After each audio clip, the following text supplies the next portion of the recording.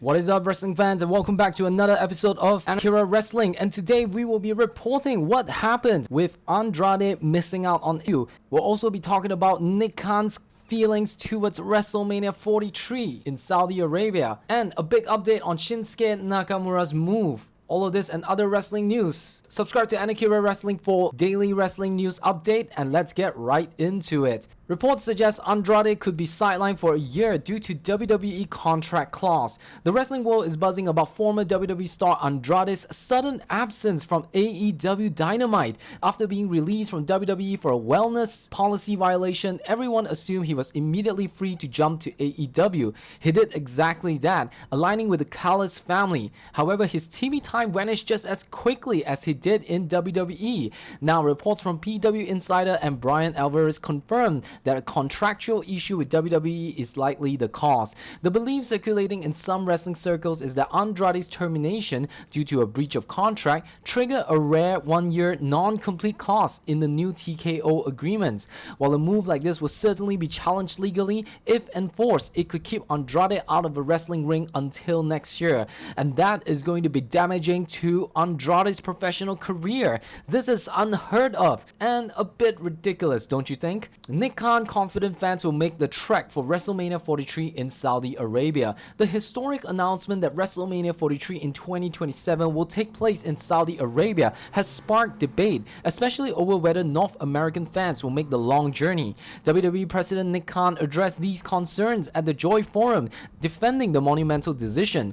Khan emphasized that global expansion is a key strategy for the company, noting that nearly half of their premium live events now happen outside the US. He mentioned that the partnership with Saudi Arabia is a natural next step, pointing to the Royal Rumble event that will also be held there.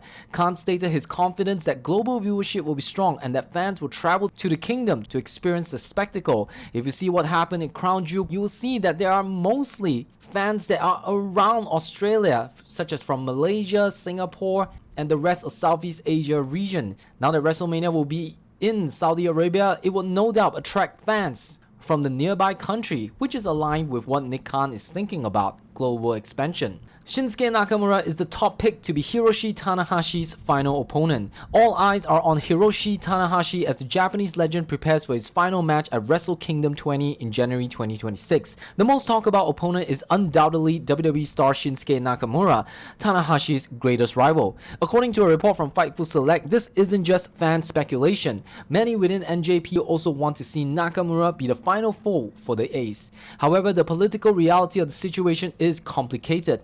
NJP's partnership with and CMLL make a temporary deal with WWE for a dream match extremely difficult to coordinate. While Nakamura's recent WWE TV push is not linked to the potential match, the internal desire from New Japan staff is clear.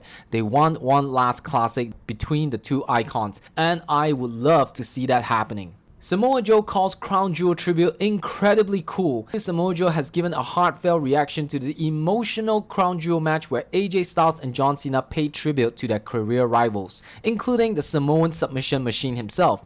Styles even locked Cena in the Coquina clutch. Speaking with CBS reports, Joe expressed his gratitude, calling the knot incredibly cool and a wonderful moment to be thought of by the two men he has unyielding respect for. Joe reflected on both Cena and Styles' upcoming retirements, praising them as wrestling trailblazers and noting he's simply happy to see his longtime friends, who he has a deep history with dating back to their UPU days, entering the next phase of their lives in a healthy and satisfying manner. No YEET zone. Bron Breakker tries to get young fans ejected. Bron Breakker got into a hilarious confrontation with the WWE Universe during a recent Super Show Live event in Melbourne, Australia. Breakker, teamed with Bronson Reed, was set to face Shinsuke Nakamura and main event Jey Uso. As Uso made his entrance, a group of young fans at ringside started the now famous YEET chants right in front of the enraged Breakker. The former NXT champion took matters into his own hands, loudly trying to alert security to have the excessively yeeting fans removed from the arena, arguing that the area was a no YEET zone. Thankfully for the kids, security did not enforce the ban, allowing the young fans to continue enjoying the show and the antics of a frustrated Bron Breakker. I gotta tell you, man, Bron Breakker is hella entertaining in the ring and out of the ring, and I think by the time he turns face, he's gonna be the most over superstar. Let me know your thoughts about what I just said about Bron Breakker. Subscribe to Akira Wrestling, and I'll see you in another wrestling update video.